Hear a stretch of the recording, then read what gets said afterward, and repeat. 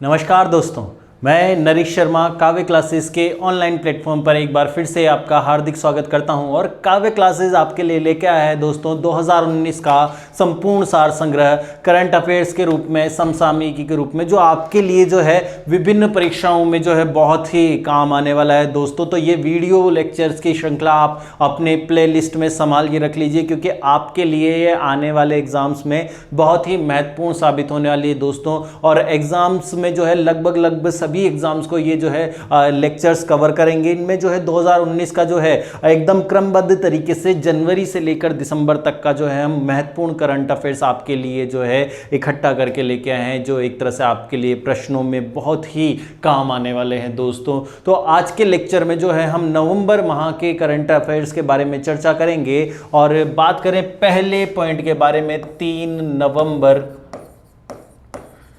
तो 3 नवंबर 2019, तो 3 नवंबर 2019 का जो है भारतीय सेना ने उज्बेकिस्तान के साथ अपना पहला संयुक्त अभ्यास किया। और इस संयुक्त अभ्यास का जो नाम रखा गया दोस्तों, तो इसका नाम था दस्तलिक। तो भारत व उज्बेकिस्तान के मध्य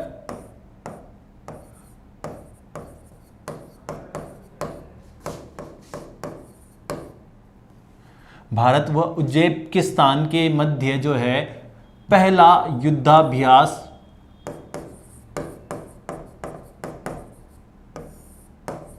के मध्य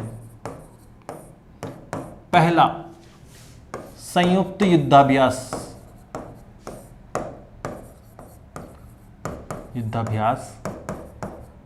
जो है आयोजित किया गया।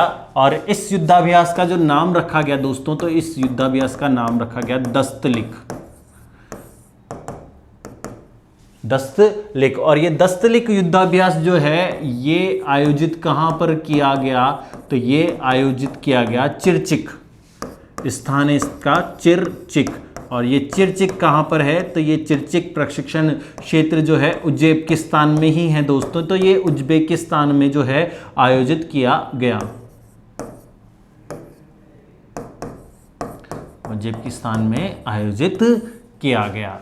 इसके अलावा बात करें 4 नवंबर को दोस्तों, तो 4 नवंबर को एक संगठन है, नाम है आसियान। तो आसियान का जो है 35वां शिखर सम्मेलन आयोजित किया गया दोस्तों बैंकॉक, थाईलैंड की राजधानी बैंकॉक में आयोजित किया गया। तो इसके बारे में थोड़ा सा चर्चा कर लेते हैं। तो आसियान, और आसियान के बारे में चर्चा करें यदि हम, तो आसियान जो है एक संगठन है। तो आसियान की फुल फॉर्म के बारे में हम बात करें तो आसियान,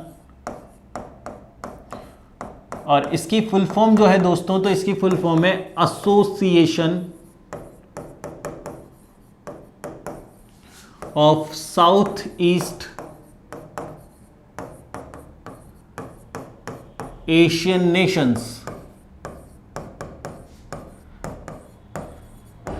हिंदी में इसे जो है बोलते हैं दक्षिण पूर्वी एशियाई देशों का संघ।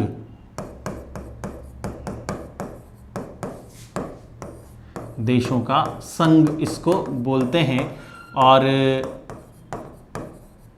इसकी स्थापना के बारे में बात करें तो इसकी स्थापना जो है 8 अगस्त 1967 को की गई थी। 76 हो गया, सॉरी, 67 को की गई, 8 अगस्त 1967 को।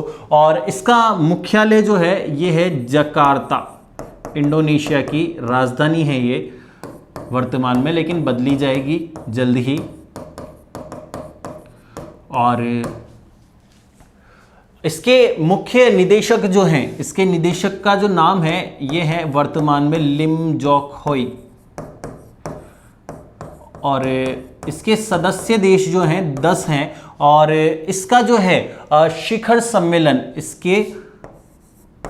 इसका 35वां जो शिखर सम्मेलन है,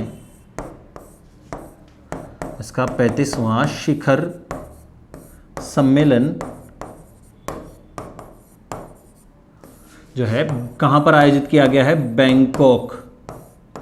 और ये बैंकॉक जो है कहां की राजधानी है, थाईलैंड की राजधानी है दोस्तों, थाईलैंड। की राजधानी है ये। तो बैंकॉक में आयोजित किया गया है और इसका शिखर सम्मेलन जो है 1 साल में 2 बार आयोजित किया जाता है दोस्तों। तो इसके पहले वाले जो शिखर सम्मेलन आयोजित किए गए वो सिंगापुर में आयोजित किए गए थे और अगले जो आयोजित किए जाएंगे 2020 में वो वियतनाम में आयोजित किए जाएंगे दोस्तों। और ये association of south east Asian Nations जो आसियान है, तो इसमें 10 सदस्य देश हैं और इन 10 सदस्य देशों के बारे में बात करें तो इसके सदस्य देश जो हैं, तो नाम है एक का मलेशिया, दूसरा है सिंगापुर, थाईलैंड,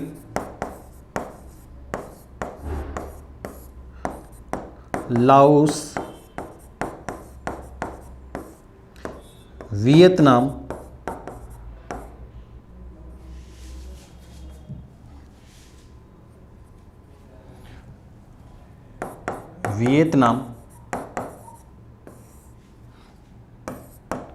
कंबोडिया,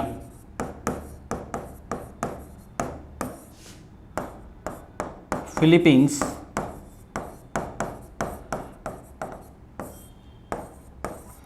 इंडोनेशिया,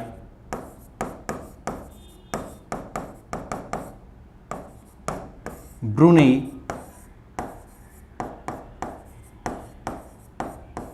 और म्यांमार।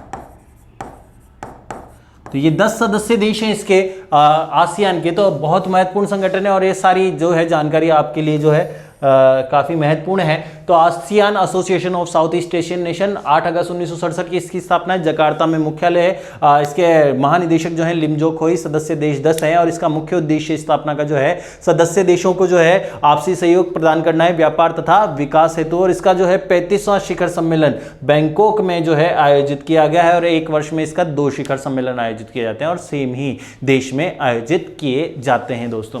अगले की बात करें, बहुत ही इंपॉर्टेंट फैक्ट है 9 नवंबर 2019। 9 नवंबर 2019 जो है पिछले साल जो है काफ़ी सारी महत्वपूर्ण डेटे जो है हमारे लिए, जिसे जम्मू कश्मीर का जो फैसला था, 3 तलाक वाला फैसला था और एक और ऐतिहासिक फैसला जो है भारत सरकार की जो है सुप्रीम कोर्ट के द्वारा सुनाया गया।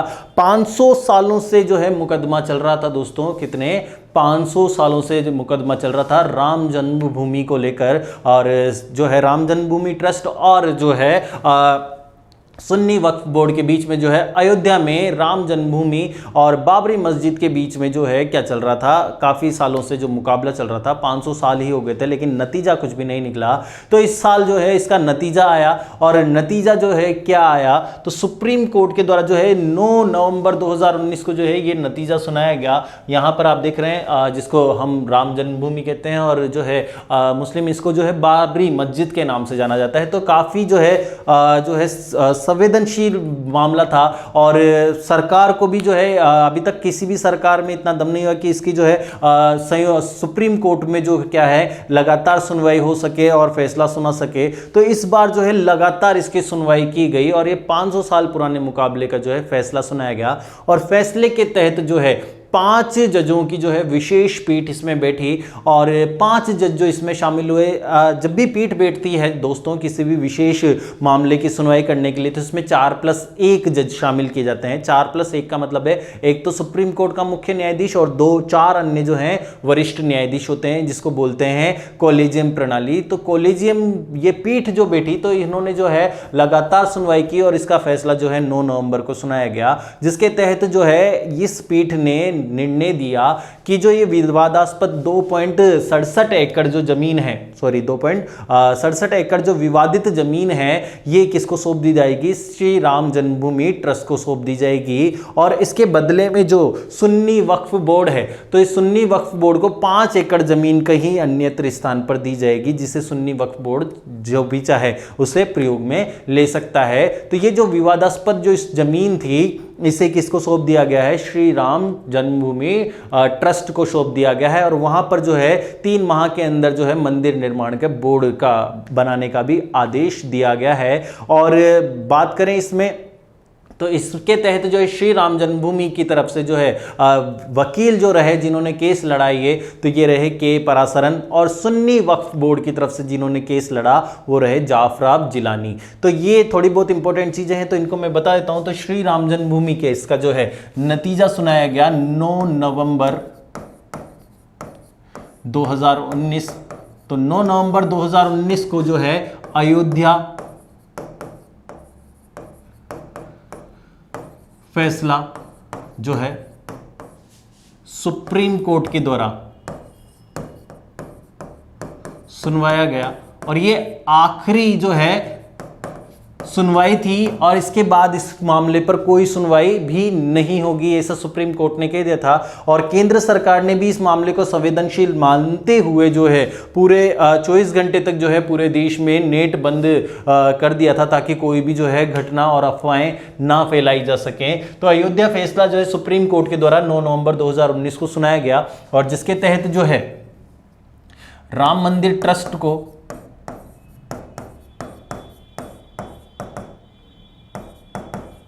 को जो विवादित जमीन थी, भूमि देने का फैसला का निर्णय सुनाया गया। और मुस्लिम वक्फ बोर्ड को सुन्नी वक्फ बोर्ड को जो है 5 एकड़ भूमि जो है अन्यत्र दी गई, और इस पर जो पीठ जो सुनवाई की गई, जिस पीठ के द्वारा सुनवाई में शामिल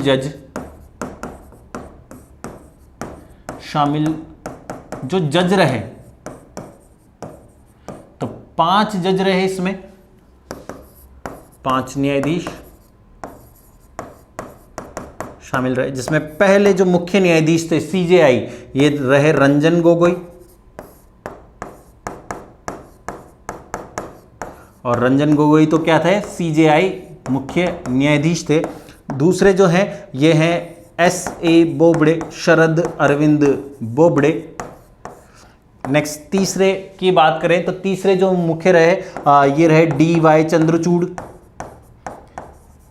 दोस्तों ये प्रश्न महत्वपूर्ण है, इसमें भी पूछ लिया जाता है कि कौन से जज शामिल नहीं थे अयोध्या सुनवाई में, या कौन से शामिल थे। 4 का नाम देके 1 का नाम हटा सकते हैं कि कौन से नहीं थे, तो ये आपको चारों के नाम याद रखने हैं। नेक्स्ट की बात करें नंबर 4 की, तो नंबर 4 पर जो है अशोक भूषण, और नंबर 5 की बात करें तो नंबर 5 पर जो है यह है अब्दुल नजीर। तो ये 5 जजों की जो है पीठ के द्वारा सुनवाई गई, और श्री राम मंदिर की तरफ से जो है राम जन्मभूमि ट्रस्ट की तरफ से जो मुकाबला लड़ा गया, ट्रस्ट के द्वारा जो वकील किया गया, कि वकील जो थे ये थे के पराशरन और सुन्नी वक्फ बोर्ड,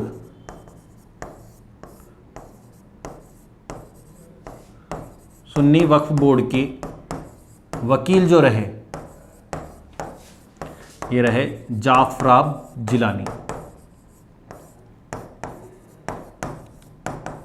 ठीक है दोस्तों, नेक्स्ट इसके अलावा बात करें हम देश का पहला खादी मॉल जो है शुरू किया गया बिहार के पटना में। तो इसका उद्घाटन जो है ये 13 नवंबर को किया गया बिहार के CM नीतीश कुमार के द्वारा, 13 नवंबर 2019। तो 13 नवंबर 2019 को जो है देश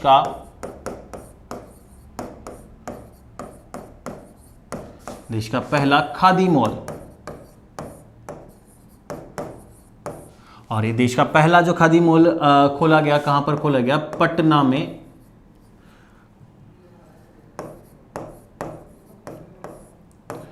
बिहार में खोला गया। इसका उद्घाटन जो है CM नीतीश कुमार के द्वारा किया गया दोस्तों। और नेक्स्ट बात करें, एक संगठन है ब्रिक्स,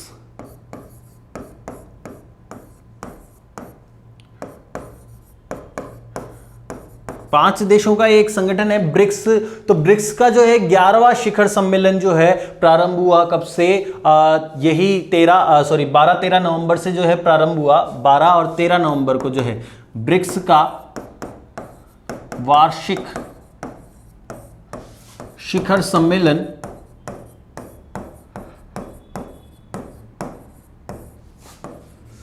12 व 13 नवंबर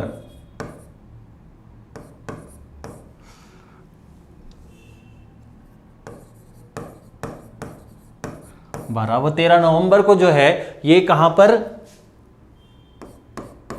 11वें नंबर का है, ये कहां पर आयोजित किया गया, ब्रासीलिया में आयोजित किया गया। और इसमें भाग लेने जो है भारत की तरफ से भारत के प्रधानमंत्री जो है मोदी जी गए।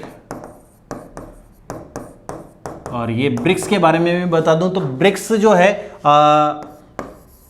5 देशों का एक समूह है जिसकी स्थापना जो है 2009 में की गई। और इसमें जो देश शामिल हैं ब्राज़ील, रशिया, इंडिया, चाइना और साउथ अफ्रीका। तो ये 5 देशों से जो है मिलकर बना है ब्रिक्स। और इस साल जो है 2019 में, तो 2019 में जो है इसका कौन सा शिखर सम्मेलन आयोजित किया गया, 11वां। 2020 में जो है इसका 12वां शिखर सम्मेलन आयोजित किया जाएगा रशिया में। और 2021 में जो है 13वां शिखर सम्मेलन आयोजित किया जाएगा। और इसी तरह से इसी क्रम में जो है ये इसके शिखर सम्मेलन आयोजित किए जाते हैं। क्लियर दोस्तों। इसके अलावा बात करें 18 नवंबर, इससे पहले भी बात करें तो 17 नवंबर को जो है श्रीलंका के जो है नए राष्ट्रपति का चुनाव हुआ है। और श्रीलंका के नए राष्ट्रपति के रूप में जो है नियुक्त किए गए हैं गोतबाया राजपक्षे। तो श्रीलंका के नए राष्ट्रपति के रूप में जो है चुने गए हैं गोतबाया राजपक्षे, श्रीलंका के नए राष्ट्रपति, श्रीलंका के नए राष्ट्रपति। तो श्रीलंका के नए राष्ट्रपति जो हैं नाम है इनका गोतबाया राजपक्षे। ठीक, तो ये श्रीलंका के नए राष्ट्रपति, आप चेहरा देख सकते हैं इनका, श्रीलंका के नए राष्ट्रपति गोतबाया राजपक्षे। नेक्स्ट की बात करें हम 18 नवंबर की हम बात करें तो 18 नवंबर को जो है क्या हुआ है, देश के जो पूर्व मुख्य न्यायाधीश थे उनका जो है कार्यकाल समाप्त हुआ और उनके स्थान पर जो है देश के नए मुख्य न्यायाधीश की जो है नियुक्ति की गई। सुप्रीम कोर्ट के नए मुख्य न्यायाधीश के रूप में जो है नियुक्त की गई शरद अरविंद बोबडे की। तो 18 नवंबर 2019 में जो है देश के 47वें नए जो हैं मुख्य न्यायाधीश के रूप में शरद अरविंद की नियुक्ति की गई। तो बात करें सुप्रीम कोर्ट के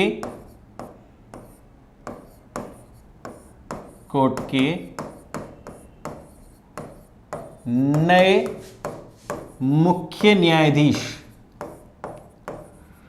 इसको आगे जो है मैं क्या लिखूंगा, CJI, chief justice of India, मुख्य न्यायाधीश के रूप में किसकी नियुक्ति की गई, शरद अरविंद बोबडे की।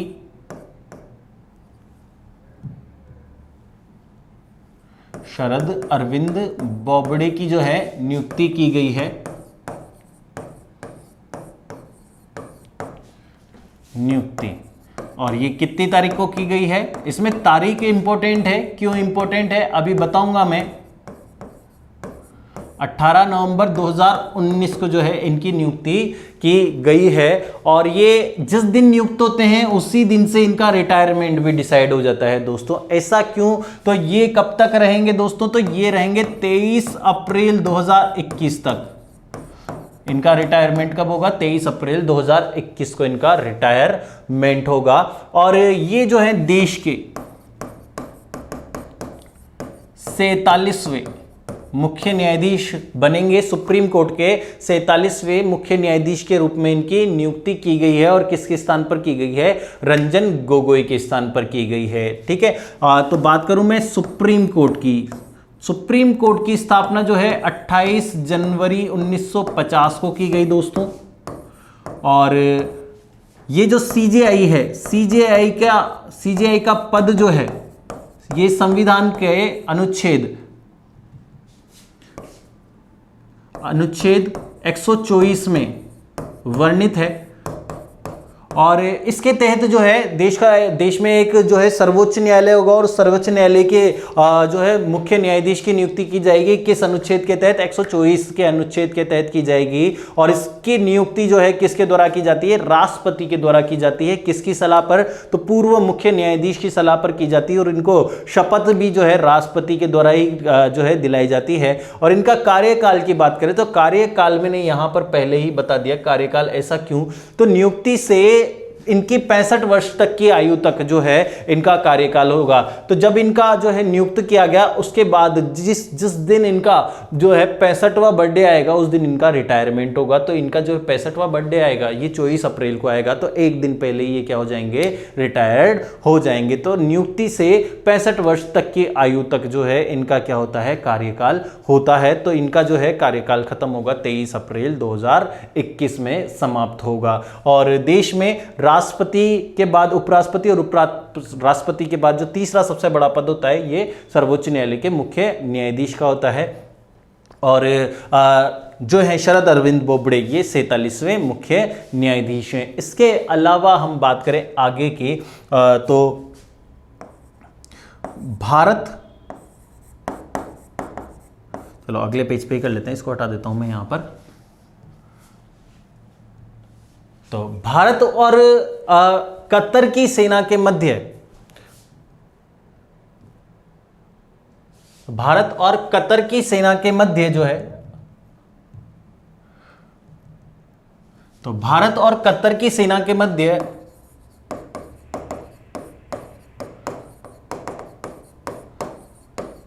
की सेना के मध्य संयुक्त युद्धाभ्यास आयोजित किया गया है। संयुक्त युद्धाभ्यास आयोजित किया गया। और संयुक्त युद्धाभ्यास जो है आयोजित किया गया सेम 18 नवंबर को ही 2019 को आयोजित किया गया। और इसका जो नाम रखा गया, इसका नाम जो है ये रखा गया जायर अल बहा, ठीक है। और इसको हिंदी में बोलते हैं सागर की दहाड़, सागर की दहाड़, ठीक है। तो ये युद्धाभ्यास आयोजित किया गया भारत और कतर की नौसेना के मध्य, भारत व कतर की नौसेना के मध्य ये, ठीक। और इसके अलावा बात करें हम तो एक पुरस्कार दिया जाता है इंदिरा गांधी अंतर्राष्ट्रीय या अंतर्राष्ट्रीय इंदिरा गांधी शांति पुरस्कार। पूरे विश्व में जो है अंतर्राष्ट्रीय स्तर पर दिया जाता है शांति के प्रयासों के लिए। तो 2019 में जो है ये पुरस्कार जो है किसे दिया गया? डेविड एटनबरो को दिया गया। और डेविड एटनबरो ये पुरस्कार प्राप्त करने वाले जो है 32वें व्यक्ति हैं। तो इसके बारे में थोड़ा सा बता देता हूं मैं आपको। तो डेविड एटनबरो 19 नवंबर 2019 को ये दिया गया। तो 19 नवंबर को जो है क्या आता है? इंदिरा गांधी जयंती आती है, इंदिरा गांधी जयंती। तो इंदिरा गांधी जयंती के दिन जो है ये पुरस्कार दिया गया। कौन सा पुरस्कार दिया गया दोस्तों? एक मिनट,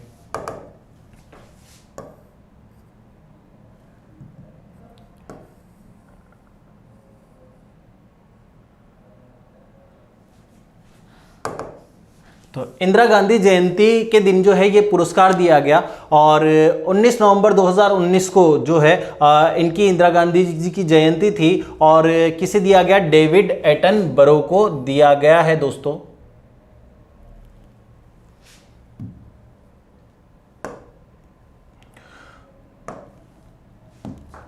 और इस पुरस्कार की शुरुआत जो है इंदिरा गांधी अंतर्राष्ट्रीय पुरस्कार की शुरुआत, तो इसकी पुरस्कार की शुरुआत जो है 1986 में हुई थी दोस्तों, 1986 में।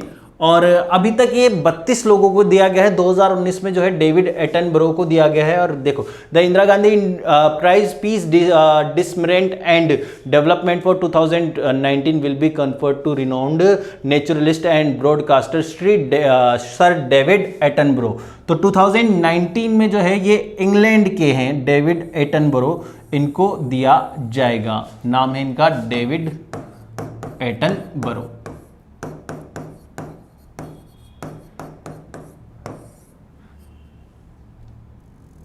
साफ से लिख देता हूं, डेविड एटनबरो। क्लियर। और इसकी ज्यूरी जो थी, इसकी ज्यूरी में जो शामिल है, जिन्होंने ये चुना है, तो इसमें जो शामिल कौन थे, प्रणब मुखर्जी के द्वारा ये जो है ज्यूरी में शामिल थे और इस पे दिया गया है इनको। और नेक्स्ट बात करें हम एक अंतर्राष्ट्रीय बाल शांति पुरस्कार, और अंतर्राष्ट्रीय बाल शांति पुरस्कार जो है नीदरलैंड के दिया जाता है, नीदरलैंड के द्वारा दिया जाता है।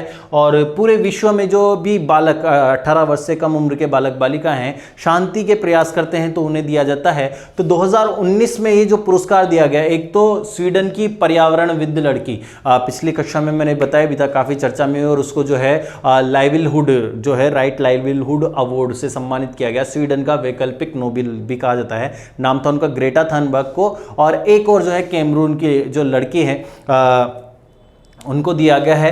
तो ये पुरस्कार जो है 2 बालिकाओं को दिया गया है। और पुरस्कार का नाम क्या है, तो पुरस्कार का नाम है दोस्तों बाल शांति पुरस्कार,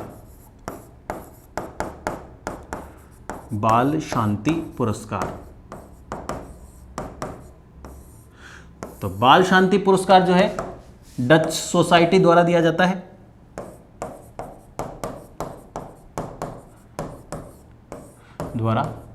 और 2019 में जो है ये एक तो मिला है ग्रेटा थनबर्ग को, ग्रेटा थनबर्ग, ये स्वीडन की है, 16 साल की, स्वीडन की है। और तो 2019 में एक तो ग्रेटा थनबर्ग को दिया गया है, और एक जो है कैमरून की डिवेना मालूम को दिया गया है। और ये 14 वर्ष की बालिका हैं और ये कैमरून की हैं। तो 2019 नवंबर की जो है ये हमारे मुख्य करंट अफेयर्स रहे, इनके बारे में एक बार रिवीजन कर लेते हैं हम। तो रिवीजन में स्क्रीनशॉट भी ले लीजिएगा आप साथ के साथ में। तो बताया मैंने 3 नवंबर, तो 3 नवंबर 2019 को क्या हुआ है दोस्तों, तो भारत उज्बेकिस्तान के पहले के बीच में जो है पहला संयुक्त युद्धाभ्यास हुआ है। और इसका जो नाम रखा गया है इसका दस्तलिक, और कहां पर हुआ है, चिरचिक प्रशिक्षण क्षेत्र उज्बेकिस्तान में इसका आयोजन किया गया है। दूसरा, इसका स्क्रीनशॉट ले लीजिए दोस्तों आप। दूसरा जो है, दूसरा युद्धाभ्यास जो दूसरे पॉइंट की बात करें, आसियान। तो आसियान जो है एक संगठन है, दक्षिण पूर्वी एशियाई देशों का संघ जो है, इसकी फुल फॉर्म है। स्थापना 8 अगस्त, मुख्यालय जकार्ता, महानिदेशक लिमजो खोई। 10 सदस्य देश हैं इसमें, सदस्य देश। और इसका जो 35वां शिखर सम्मेलन जो है बैंकॉक थाईलैंड में आयोजित किया गया है 2019 में, कितनी तारीख को जो है। इसके अलावा इसके सदस्य देश जो है Malaysia, Singapore, Thailand, Laos, Vietnam, Cambodia, Philippines, Indonesia, Brunei और म्यांमार में। तो इसका स्क्रीनशॉट ले लीजिए आप। नेक्स्ट की हम बात करें तो 9 नवंबर को जो है 500 साल से चले आ रहे केस का जो है सुप्रीम कोर्ट के द्वारा जो है फैसला सुनाया गया, और राम मंदिर ट्रस्ट को जो है विवादित भूमि देने का जो है निर्णय किया गया। इसमें जो 2.67 जो है एकड़ की जो जमीन थी, और इस सुनवाई में जो पीठ जो थी, इस पीठ में जो है 5 जज शामिल थे। 5 जजों की जो पीठ थी, 5 न्यायाधीशों की, और इसमें जो न्यायाधीश शामिल थे सीजेआई मुख्य न्यायाधीश सुप्रीम कोर्ट के रंजन गोगोई, शरद अरविंद बोबड़े, डीवाई चंद्रचूड़, अशोक भूषण और अब्दुल नजीर इसमें शामिल थे। और इसके अलावा बात करें राम जन्मभूमि की ट्रस्ट के वकील जो थे वो के परासरन थे, और सुन्नी वक्फ बोर्ड के वकील जाफराब जिलानी थे। और सुन्नी वक्फ बोर्ड को जो है 5 एकड़ भूमि जो है किसी अन्य स्थान पर देने का जो है निर्णय लिया गया है। इसका स्क्रीनशॉट ले लीजिए दोस्तों आप। नेक्स्ट पॉइंट की बात करें तो 13 नवंबर को देश का पहला खादी मॉल जो है पटना बिहार में खोला गया। और ब्रिक्स का जो है 11वां वार्षिक शिखर सम्मेलन 12-13 नवंबर को जो है ब्रासीलिया में आयोजित किया गया। इसमें भाग लेने के लिए जो है भारत के प्रधानमंत्री गए। और ब्रिक्स की स्थापना जो है 2009 में हुई, और इस संगठन का कोई मुख्यालय नहीं है और कोई भी अध्यक्ष भी नहीं होता है। और ब्रिक्स की फुल फॉर्म की बात करें तो बी से ब्राजील, आर से रशिया, आई से इंडिया, सी से चाइना और एस से साउथ अफ्रीका। साउथ अफ्रीका इसमें सबसे बाद में जुड़ा और 2019 में इसका 11वां शिखर सम्मेलन ब्राजील में आयोजित किया गया। 2020 में इसका शिखर सम्मेलन 12वां जो है रशिया में आयोजित किया जाएगा और 2021 में 13वां भारत में आयोजित किया जाएगा, 14वां चीन में और 15वां दक्षिण अफ्रीका में आयोजित किया जाएगा। स्क्रीनशॉट ले लो दोस्तों इसका।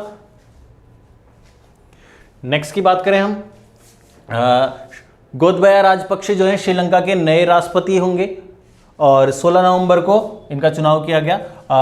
इसके अलावा बात करें हम 18 नवंबर 2019 को जो है भारत के सुप्रीम कोर्ट के नए मुख्य न्यायाधीश 47वें मुख्य न्यायाधीश जो हैं उसके रूप में किसकी नियुक्ति की गई है? शरद अरविंद बोबडे की नियुक्ति की गई है और इनका कार्यकाल 23 अप्रैल 2021 तक रहेगा। ये इस्तीफा देंगे किस दिन? 23 अप्रैल 2021 को इस्तीफा देंगे। इसके बाद 24 अप्रैल 2021 को जो है नए सुप्रीम कोर्ट के मुख्य न्यायाधीश की नियुक्ति की जाएगी। किसकी सलाह पर? इनकी सलाह पर। कौन करेगा? राष्ट्रपति करेगा। और सीजेआई का पद का जो उल्लेख दिया हुआ है संविधान के अनुच्छेद 124 में दिया हुआ है। स्क्रीनशॉट ले लीजिए इसका आप। नेक्स्ट की बात करें हम तो इंदिरा गांधी अंतर्राष्ट्रीय शांति पुरस्कार जो है इंदिरा गांधी जी की जयंती 19 नवंबर को जो है 19 नवंबर को दिया गया। किसको दिया गया? डेविड एटनबरो, यूके के जो है पर्यावरणविद हैं और ब्रॉडकास्टर भी हैं, साथ के साथ में प्रायोजित करते हैं काफ़ी सारे कार्यक्रमों को। तो और इनका चुनाव जो है प्रणब मुखर्जी के साथ वाली एक समिति के द्वारा किया गया। इसका स्क्रीनशॉट ले लीजिए आप। और नेक्स्ट बात करें, बाल शांति पुरस्कार डच सोसाइटी के द्वारा दिया जाता है। 2019 में 2 बालिकाओं को संयुक्त रूप से दिया गया। एक तो स्वीडन की 16 वर्षीय बालिका है ग्रेटा थनबर्ग और एक है डिवीना मालून जो कि कैमरून की है। तो आशा करता हूं दोस्तों आज की क्लास आपको समझ में आई होगी और अच्छा लग रहा है। तो अगर आपको क्लास हमारी पसंद आ रही है तो इसे ज़्यादा से ज़्यादा शेयर कीजिए। काव्य क्लासेज आपको जो है निरंतर ज्ञान देने के प्रयास कर रहा है ताकि आप जब परीक्षा देने जाएं तो आपका ये जो महत्वपूर्ण समय है ये वैसे ही ऐसे ही वेस्टेज ना जाए। आप इस समय का पूर्ण सदुपयोग कीजिए दोस्तों। और दूसरी क्लास से भी हम कोशिश कर रहे हैं जितनी जल्द से जल्द प्रारंभ हो उतनी प्रारंभ करने की कोशिश कर रहे हैं। अभी के लिए धन्यवाद।